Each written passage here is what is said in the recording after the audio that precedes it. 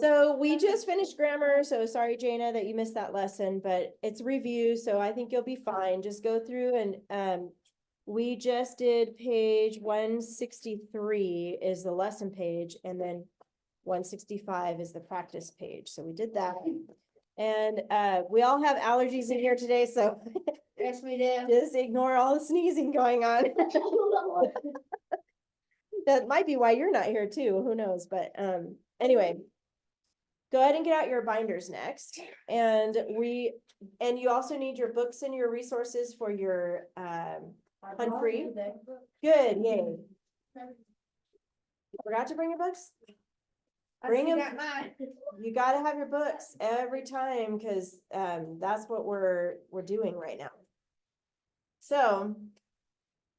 I got your articles, that's good, that's something. Okay. I was gonna see, I graded Nico's, but I haven't seen, did you turn yours in, your paragraph? Or not yet? Yeah, for this week? No, my grandpa's in the hospital. Oh, okay, that's all right. Well, I don't know about you, Simeon or Wyatt, did you guys get to write your paragraph? Did you already turn it in? Not to paragraph, but I got everything for it. Okay, This, that. okay. Well, the assignment was to write your first paragraph. Okay, so you guys have some catching up to do. Yeah. And you got yours done, so do you have a paper copy of it or no? Okay. I have it on my computer. Would you like to read it or would you like me to read How it? many paragraphs are Me? we Okay. doing? It's going to ultimately be 3 paragraphs, but today the first paragraph was due, okay? And I thought Nico did a great job, so I wanted to share with you how his sounds, because one of the hardest things, I think, when you're writing a report about a country or a person or something, making sure your facts flow, because sometimes what happens is we just So you go, could just go like guacamole and then, oh my God, and then we got the almost extinct creature, the axolotl.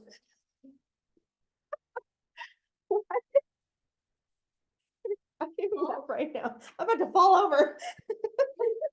You are so funny. Okay, but that's a great example. You're like switching from guacamole to, what was the name of the animal? Axolotl. That's what you wrote about.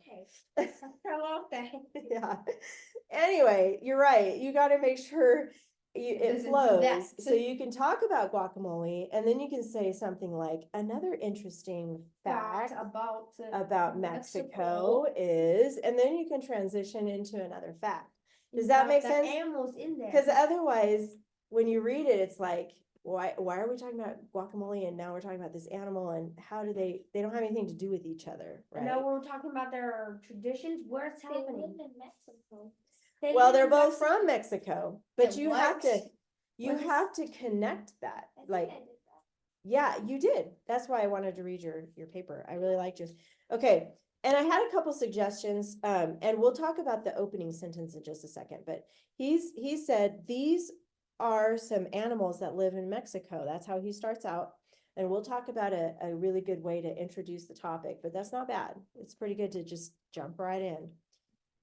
And I don't even know how to pronounce the word. How do you say it in English? In English. Axolotl. Axolotl? Axolotl. Oh, it has, it looks like an I. It is, no, well, it's typed. I just was too far away from it. The axolotl. Yes. Okay. The axolotl is an animal that lives in a lake called Lake Xochimilco. Yeah.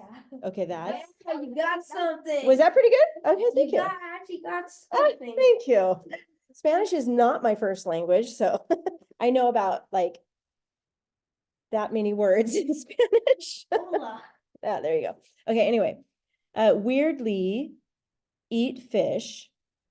So we'll work on that part of the sentence, but weirdly they eat fish, insects, and surprisingly they eat other axolotls.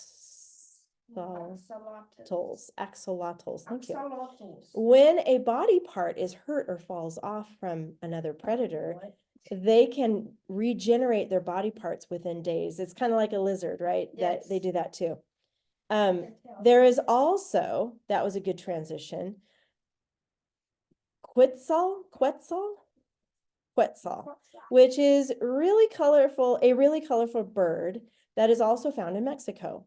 People believe that when you catch this bird, it will die, but they are really hard to find in jungles because they fuse in with the colors well. And I think you mean like camouflage, right? Yeah.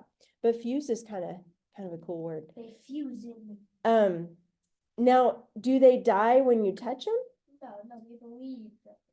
Yeah, They're hard to 'cause- find. Yeah, they're so hard. Oh, It's just like it's just like a storytelling, just like it's like a crafting wives' story. tale Yeah, or it's like a legend. legend. That would be a good Like way the to Kraken describe it. actually exists or something. Like the megalodon somehow survived. Okay. Or- Maybe you could say some people believe that when you catch the bird, it will die because they are really hard to find. Oh, you already used Yeah, because. because of.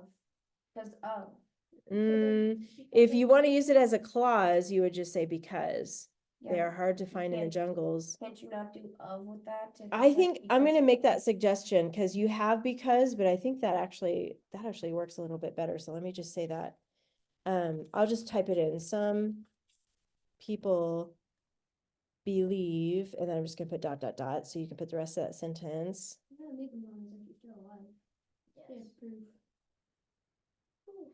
Because people believe that when you catch this bird, it will die. They have proof, because People- some people. it goes poof.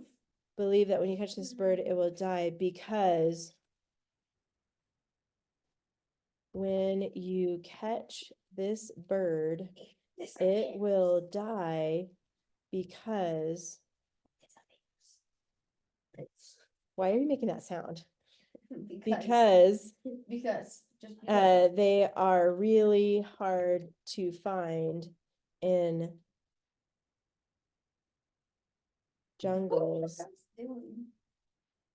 Why are you guys just making noises with your tongue? I'm giving you a suggestion.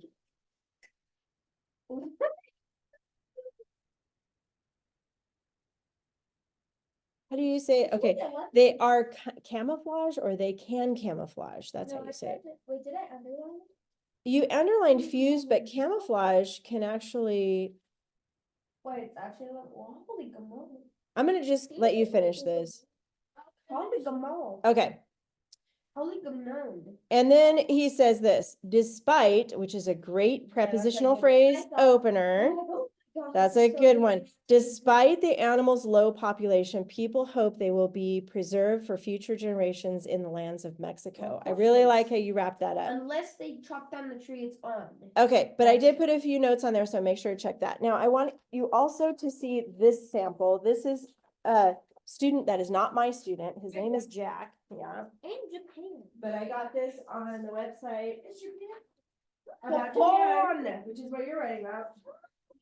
But no copying, because they have a different source of information. Okay. Japan. Wait, how come they have? Okay. Oh, this is their 3 paragraphs. I'm gonna just hold it up here in case you want to take a screenshot of that so you can read it. Okay. It says, look at the beginning.